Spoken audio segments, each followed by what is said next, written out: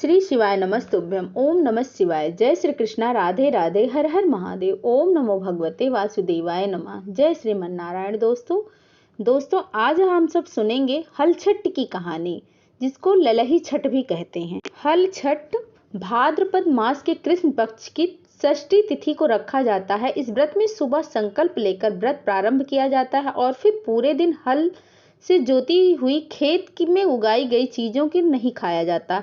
इस व्रत को माताएं अपनी संतान की दीर्घायु और खुशहाली के लिए रखती हैं। मान्यता है कि इस दिन भगवान श्री कृष्ण के बड़े भाई बलराम जी का जन्म हुआ था, इसीलिए माताएं अपने बच्चों की खुशहाली के लिए इस दिन बलराम जी की पूजा करके प्रार्थना करती हैं। इस व्रत को करने वाली माताओं के लिए पूजा में व्रत कथा का पाठ करना या श्रवण करना अनिवार्य होता है, वरना उनकी पूजा पूर्ण नहीं मानी जाती है। आइए सुनते हैं पद्म पुराण में दी गई हल षष्ठी व्रत की संपूर्ण कथा। कथा से पहले हम सभी बलदाऊ और षष्ठी माता के ध्यान करके उनके चरणों में हम कोटि कोटि नमन करते हैं। हे हलधर बलराम, हे षष्ठी माई, आपकी कृपा से हमारे परिवार में सुख, स्वास्थ्य, बल और संतान का कल्याण हो। जन्म जन्मांतर के पाप मिटे, जीवन में धर्म, सत्य और पराक्रम का वास हो। आपके चरणों में हमारा मन सदा अचल रहे और घर आंगन में अन्न, धन और हर्ष उल्लास की वृद्धि हो। पौराणिक कथा के अनुसार प्राचीन काल में एक ग्वालिन थी। उसका प्रसव काल अत्यंत निकट था। एक ओर वह प्रसव से व्याकुल थी, दूसरी ओर उसका मन गौरस अर्थात दूध और दही बेचने में लगा हुआ था। उसने सोचा कि यदि प्रसव हो गया तो गौरस यूं ही पड़ा रह जाएगा और खराब हो जाएगा। यह सोचकर उसने दूध दही के घड़े सिर पर उठाए और बेचने के लिए चल पड़ी, किंतु कुछ दूर पहुंचने पर ही उसे असहनीय प्रसव पीड़ा शुरू हो गई। तब वह एक झरवेरी की ओट में चली गई और वहां उसने एक बच्चे को जन्म दिया और उस बच्चे को वह वहीं छोड़कर पास के गांव में दूध दही बेचने चली गई। संयोग से उस दिन हल षष्ठी थी। गाय भैंस के मिश्रित दूध को वह केवल भैंस का दूध बताकर गांव वालों को बेच आई।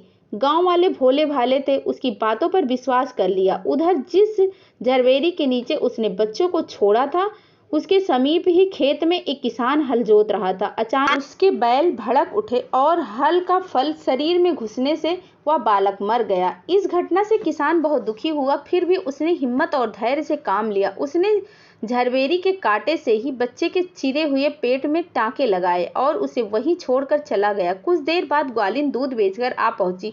बच्चे की ऐसी दशा देखकर उसे समझते देर नहीं लगी कि यह सब उसके पाप की ही सजा है। वह बड़े दुखी मन से सोचने लगी कि अगर मैंने झूठ बोलकर गाय का दूध न बेचा होता और गांव की स्त्रियों का धर्म भ्रष्ट न किया होता तो मेरे बच्चे का यह दुर्दशा नहीं होती।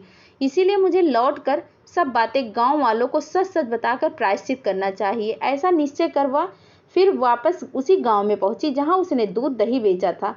अब वह गली गली घूमकर अपनी करतूत, उसके फल स्वरूप उस मिले दंड का बयान करने लगी। तब स्त्रियों ने स्वधर्म की रक्षा के लिए और उस पर रहम खाकर उसे क्षमा कर दिया और आशीर्वाद दिया। बहुत सी स्त्रियों द्वारा आशीर्वाद लेकर वह फिर से झरवेरी के नीचे पहुंची तो यह देखकर हैरान रह गई कि वहां उसका पुत्र जीवित अवस्था में पड़ा था। तभी उसने स्वार्थ के लिए झूठ बोलने को ब्रह्म हत्या के समान समझा और कभी झूठ न बोलने का प्रण कर लिया। एक समय राजा युधिष्ठिर ने भगवान श्री कृष्ण से कहा, मधुसूदन, आपने संसार के कल्याण के लिए ही अवतार धारण किया है। इस समय सुभद्रा और द्रौपदी अपने पुत्रों के मरने के शोकग्रस्त हैं और अभिमन्यु की पत्नी उत्तरा का गर्भ भी अश्वत्थामा के ब्रह्मास्त्र से खंडित हो गया है। माता पिता को संतान के बिना अत्यंत दुख हो रहा है। इसीलिए हे प्रभु, आप कोई ऐसा व्रत, दान अथवा उपाय बताइए जिससे कि माता पिता संतान शोक से दुखी ना हो और उत्तम दीर्घायु स्वास्थ्य संतान की प्राप्ति करें। यह सुनकर भगवान कहने लगे, हे राजन, मैं अब तुमको एक व्रत बतलाता हूँ जिसको नियम पूर्वक करने से खंडित गर्भ भी जीवन पा जाता है और संतान दुखी नहीं होता। राजा युधिष्ठिर के पूछने पर भगवान श्री कृष्ण ने कहा, प्राचीन काल में सुभद्र नाम का एक प्रसिद्ध राजा था। उसकी पत्नी का नाम स्वर्णा था और उनके एक हस्ति नाम का प्रतापी पुत्र था, जिसने अपने नाम से हस्तिनापुर बसाई थी। राजपुत्र एक दिन धात्री के साथ गंगा जी में स्नान करने गया और गंगा जल में जल क्रीड़ा करने लगा। इतने में एक ग्रह उसे जल में खींच ले गया। धात्री ने यह घटना जाकर रानी को बताई। यह सुनकर रानी स्वर्णा बहुत दुखी हुई और क्रोध में उसने धात्री के पुत्र को ही धधकती हुई अग्नि में डाल दिया। इसके बाद राजा और रानी अपने अपने प्राण त्यागने को तैयार हो गए। उस धात्री की माँ भी अपने पुत्र शोक में किसी निर्जन वन में चली गई। वहां धात्री एक सुनसान मंदिर में भगवान शिव, देवी पार्वती और गणेश जी की पूजा करने लगी। प्रतिदिन पूजन और ध्यान करके वह तिनके पत्ते, महुआ आदि खाया करती थी। भगवान बोले, हे राजन, इस प्रकार व्रत करते हुए उसके प्रताप से भाद्रपद मास की कृष्ण पक्ष की षष्ठी के दिन नगर में एक अद्भुत दर्शन हुआ। एकाएक धात्री का पुत्र अग्नि में से जीवित हो गया और राजा रानी ने भी उस धात्री के पुत्र को अग्नि से निकलते हुए देखा, जिससे उनको बड़ा आश्चर्य हुआ। उन्होंने पंडितों से उसके जीवित बच रहने की कारण पूछा। इसका रहस्य बताने के लिए भगवान शिव की आज्ञा से दुर्वासा ऋषि वहां आए। राजा ने दुर्वासा ऋषि को आया जानकर उनका अगवानी करके अर्घ आदि से उनका पूजन किया और बारंबार नमस्कार करके धात्री के पुत्र के जीवित निकलने का कारण पूछा। तब दुर्वासा ऋषि ने कहा, हे राजन, उस धात्री ने वन में जाकर नियम पूर्वक अति भक्ति भाव से भगवान श्री गणेश, भगवान शिव, स्वामी कार्तिकेय और देवी पार्वती जी का पूजन, ध्यान, स्मरण आदि श्रद्धा सहित नियम पूर्वक व्रत किया था। यह उस व्रत का ही प्रभाव है जिसके कारण धात्री का पुत्र जीवित मिला है। इसीलिए आप भी वहां जाकर यह धार्मिक कार्य करें। राजा और रानी ने दुर्वासा ऋषि को विदा कर दिया। इसके बाद वे दोनों धात्री के पुत्र को साथ लेकर गए और धात्री उस समय वन में भगवान शिव का कुश और कलश के नीचे अत्यंत श्रद्धा के साथ पूजन अर्चन कर रही थी। तब राजा ने धात्री को उसके पुत्र से मिला दिया। धात्री ने राजा को इस उत्तम व्रत के महात्म्य का सविस्तार वर्णन कर दिया। उसने कहा, हे राजन, जिस दिन से आपके भय को त्रस्त मैं यहाँ आई हूँ, मैंने केवल वायु को ही भोजन करते हुए यहाँ भगवान गणेश, भगवान कार्तिकेय, भगवान शिव और देवी पार्वती जी की पूजा की है। एक दिन आधी रात के समय स्वप्न में भगवान शिव ने मुझे दर्शन दिया और कहा, तेरा पुत्र जीवित हो गया है, क्योंकि तूने हमारा व्रत एवं पूजन बहुत श्रद्धा से, भक्ति से किया है। यदि तुम्हारी रानी भी उसी व्रत को विधि पूर्वक कर ले तो उसका पुत्र भी जीवित मिल जाएगा और भी उसे बहुत सारे पुत्र प्राप्त होंगे। तब भगवान श्री कृष्ण ने राजा युधिष्ठिर से कहा, हे राजन, भादो मास के कृष्ण पक्ष की षष्ठी तिथि को यह उत्तम व्रत किया जाता है। उस दिन प्रातःकाल स्नान करके क्रोध, लोभ, मोह आदि त्याग कर व्रत को नियम पूर्वक धारण करना चाहिए।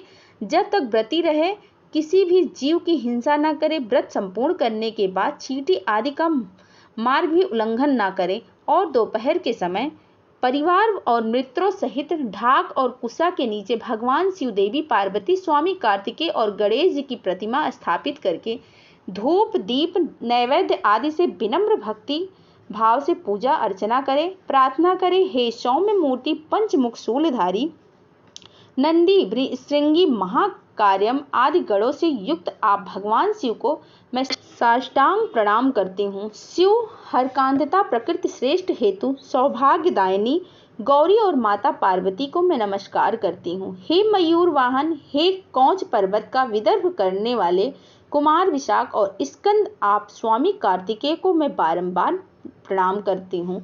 इस प्रकार इन चारों देवताओं की भली भांति पूजा करें। फिर ब्राह्मणों सहित गाजे बाजे से अपने घर को जाएं। उस दिन समा के चावल का भोजन करें और दूध, दही, घी और मट्ठा विशेष रूप से खाएं। जो स्त्री पुरुष इस व्रत को विधि से करती हैं वह पुत्र और पौत्रवान होकर सुखी होते हैं। धात्री की ऐसी बात सुनकर राजा और रानी सभी ने विधि पूर्वक इस व्रत को किया, जिसके प्रताप से वह राजकुमार शीघ्र ही ग्रह के गले से निकलकर बोलने लगा। यह चमत्कार देखकर राजा और रानी ने भगवान शिव के चरणों में प्रणाम किया। इस व्रत के प्रभाव से राजा को और भी कई आयुष्मान पुत्र प्राप्त हुए और राज्य में अनावृष्ट, महामारी, दुर्भिक्ष आदि उपद्रव दूर हो गए और राजा अनेक वर्षों तक निर्विघ्न राज्य करते रहे। भगवान श्री कृष्ण ने कहा, हे युधिष्ठिर, यदि उत्तरा भी यह व्रत को विधि पूर्वक करेगी तो उसके सब दुख दूर हो जाएंगे। भगवान के ऐसे वचन सुनकर राजा युधिष्ठिर कृतकृत हो गए और अश्वत्थामा द्वारा खंडित किया हुआ उत्तरा का गर्भ इस व्रत के प्रभाव से जीवित हो गया। इस व्रत के करने से वंश स्थिर होता है। इस प्रसंग को भगवान श्री कृष्ण ने राजा युधिष्ठिर से कहा तथा दुर्वासा ऋषि ने राजा सुभद्र से कहा, हे राजन, इस व्रत को करने के उपरांत फिर उसको शास्त्रोक्त रीति से उद्यापन करें। उद्यापन में स्वर्ण महर्षि गौ और वस्त्र ब्राह्मणों को दान दें। सोने अथवा चांदी की मूर्ति बनवाकर वेद पाठी ब्राह्मणों सहित उनका पूजन करें।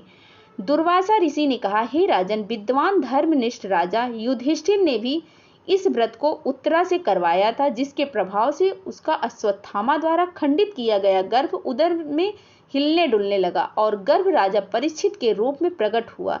जो कोई मनुष्य यह उत्तम व्रत करता है उसके सभी कार्य सिद्ध हो जाते हैं, पुत्र पौत्रों की प्राप्ति होती है और शिवलोक में उसकी पूजा होती है। यह भी बलराम जयंती की कथा। जय श्री कृष्णा। राधे राधे। हर हर महादेव। ओम नमो भगवते वासुदेवाय नमः।